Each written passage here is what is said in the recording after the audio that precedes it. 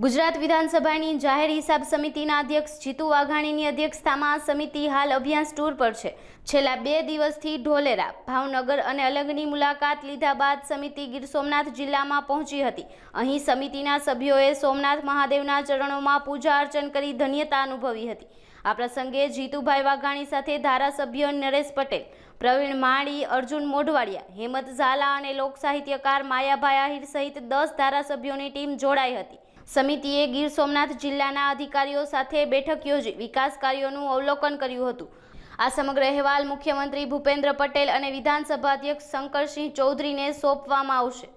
આખી કમિટીના અધ્યક્ષ જોઈએ તો આપણા જીતુભાઈ વાઘાણી અને દરેક મિત્રો જ્યારે આખી કમિટી અહીં આવી છે, હું તો એમ જ સહજ અમે મારે ત્યાં ભેગા થયા અમે અને વાત કરી કે અમે સોમનાથ જઈએ છીએ તો શું કહેવાય ઓચિતા જ ભેગા થયા ને એમાંય આવું આપણું તીર્થધામ અને એમાંય શ્રાવણ મહિનો આપણા માથા ઉપર આવી રહ્યો છે એટલે પહેલાં તો આ સોમનાથની ભૂમિમાં માણસોને આવવું ને એ પણ એક અહોભાવ હોવો જોઈએ અને ભાગ્ય હોય એ જ આ જગ્યાએ આવી શકતા હોય ને આપ જાણીએ છીએ ભગવાન કૃષ્ણએ પણ એમનો આખરી પડાવ આ ભૂમિને પસંદ કર્યો હોય તો જગતનો બાપ આખરી પડાવ આ ભૂમિને પસંદ કરતા હોય અને ભગવાન મહાદેવ અને એ પણ પ્રથમ આપણું જ્યોતિર્લિંગ 12 જ્યોતિર્લિંગમાં એ આપણું અહીંયા સોમનાથ હોય એટલે અહીંયા આવવું કોને ન ગમે।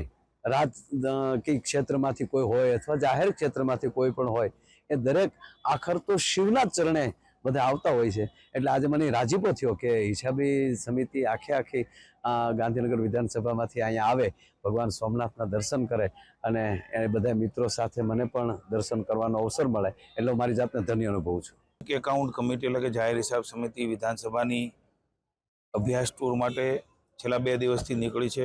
ધોલેરાસર, ભાવનગર, CNG ટર્મિનલ, અલંગ, ગીર સોમનાથમાં પણ અભ્યાસ કરીને મીટિંગો કરીને અધિકારીઓ સાથે આજે ગીર સોમનાથના પણ અધિકારી શ્રી સાથે બેઠક કરવાના છીએ અને ભગવાનના ધામમાં આવ્યા છીએ ત્યારે સોમનાથ દાદાના સાનિધ્યમાં આવીને એમના દર્શન ન કરીએ તો કેવી રીતે આપણે વિચારી પણ શકીએ। માનની માયાભાઈ આહિરના અમારી સમગ્ર ટીમ, અમૂલભાઈ, ભાઈ શ્રી વીડી ઝાલા, ડૉક્ટર હસમુખભાઈ, ભાઈ શ્રી હેમંતભાઈ, રાહુલજી, અર્જુનભાઈ મોઢવાડિયા, ભાઈ શ્રી પ્રવીણભાઈ, સૌ અધિકારીગણ પણ અમારી સાથે છે। આજે ભગવાનના દર્શન કર્યા છે, ભગવાનના ચરણોમાં પ્રાર્થના કરીએ।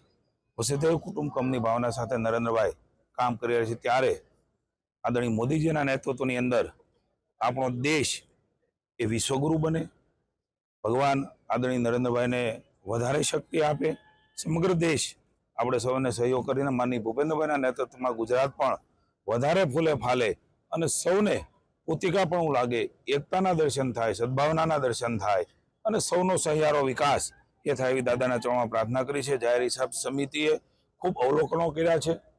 તમામ અહેવાલ માનનીય અધ્યક્ષ શ્રી શંકરભાઈ ચૌધરી અને ભૂપેન્દ્રભાઈ પટેલને પણ અમે આપવાના છીએ।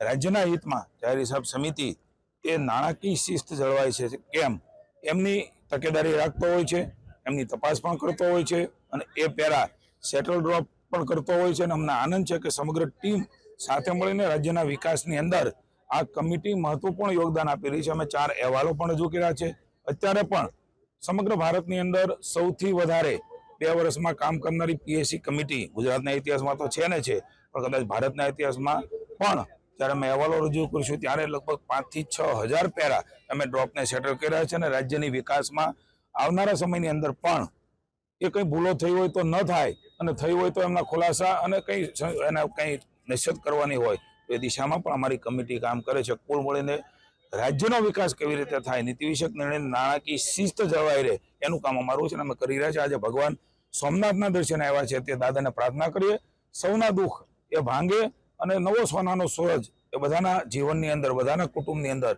એ ભગવાન દાદાના આશીર્વાદથી મળે એવી સોમનાથ મહાદેવ આપણું પ્રથમ જ્યોતિર્લિંગ એમાં આવ્યા છીએ ત્યારે ભગવાનના ચરણોમાં અમે પ્રાર્થના કરી।